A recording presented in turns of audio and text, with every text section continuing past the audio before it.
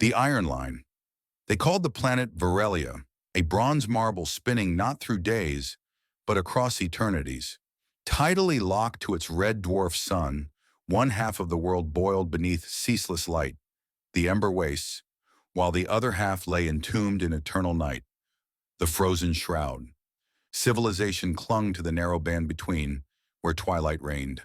In that dusky corridor stood the battered empire of Calvinholt, a realm of copper towers, airships choked with steam pressure, and streets that echoed with the stomping of brass boots.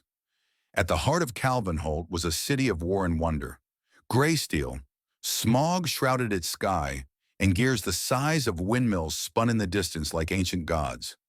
Their technology mimicked the design of Earth's Second World War.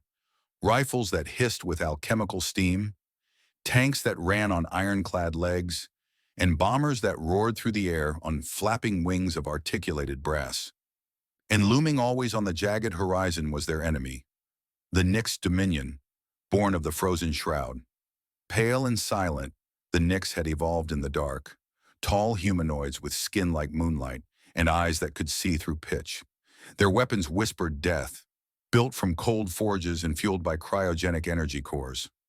The war began over territory, as it always does, but it became something else. A crusade, a purge. Chapter 1. The Stormglass Offensive. Captain Voss Edrin adjusted the dials on his shoulder-mounted ethoscope. His breath fogged against the glass as the armored train beneath him thundered toward the front. The Iron Line, a mile-long monstrosity of riveted metal and thumping cannons, was their last hope to break through the Nyx perimeter. "Sir," called his lieutenant, Elira Dorn, a wiry woman with oil stains across her face. "Recon Hawk just returned. Dominion forces massing at the ridge. 4, maybe 5 war striders. Cold class."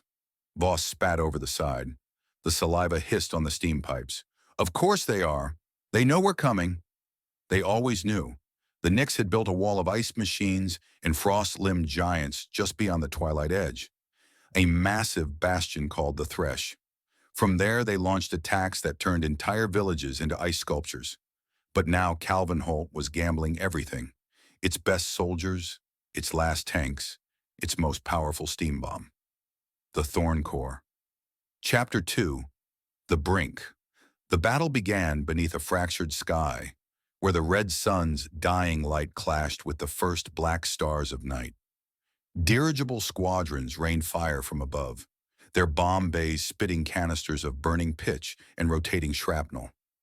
The Nyx responded in kind. Cold fire arced across the battlefield, silent beams of blue-white energy that flash-froze men mid-scream. Their war striders moved like insects, multi-legged beasts that impaled tanks with crystalline claws. Voss led the charge in his personal mech, a walking fortress called the Heirloom, patched together from 3 different models and 1 church bell. Beside him, Elira's craft Gremlin's teeth shrieked across the ridge, twin flame lances cutting through Dominion infantry. They made it within 300 meters of the Thresh before the Thorn Core activated, not by command, but by malfunction. A bloom of light erupted from its belly, and the sky cracked open. Ether and frost collided in a scream of physics that had no place in this world. Half the battlefield evaporated, Calvinholt and Nyx alike.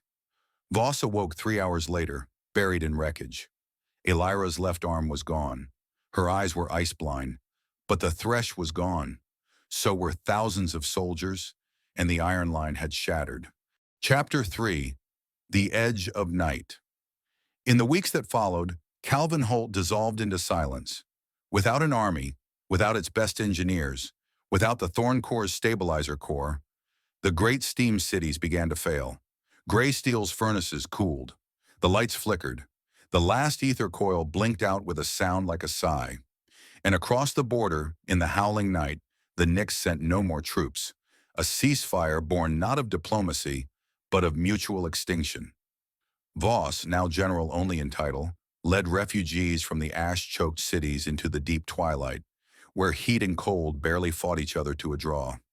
There, among the ruins of both sides, the survivors built Hollowhaven, a village of scavenged engines, hybrid tech, and fragile hope.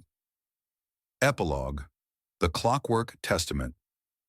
The old stories say time doesn't move on Virelia, that the red sun never rises or sets, that history is a loop of rust and steam and fire.